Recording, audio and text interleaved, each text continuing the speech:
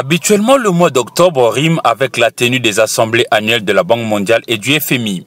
Avec la vague de la pandémie du coronavirus, le rendez-vous de Washington aux États-Unis se tient par vidéoconférence. Et la République démocratique du Congo y a participé par devers le ministre congolais des Finances, Seleya Lagouli. Les échanges ont tourné d'abord autour de l'évolution des opérations de la Banque mondiale. C'est même pas selon mon expression, selon l'expression de la Banque mondiale, par la bouche aussi bien du directeur pays que de vice-président, les relations sont excellentes entre la Banque mondiale et la République démocratique du Congo. Mais j'insiste, ce n'est pas selon mes expressions, c'est selon leurs expressions à eux. Kinshasa, qui initialement avait prévu d'avoir un budget national de 11 milliards de dollars américains, a dû recourir aux appuis budgétaires vu la baisse drastique des ressources enregistrées à la suite de la Covid-19 qui a soumis l'économie mondiale au ralenti. Le deuxième sujet a concerné les opérations en cours de préparation pour obtenir des décaissements des appuis budgétaires jugés éligibles. Le deuxième point, c'est sur les opérations en cours de préparation. Et donc, il y a énormément des opérations en préparation, notamment dans le domaine de l'intégration régionale.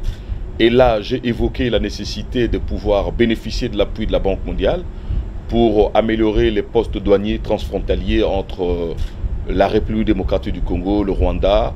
Il y a un financement qui est disponible pour ça, mais qui a pris beaucoup de temps, qui pourrait être annulé. Donc, j'ai demandé qu'on puisse maintenir cette opération.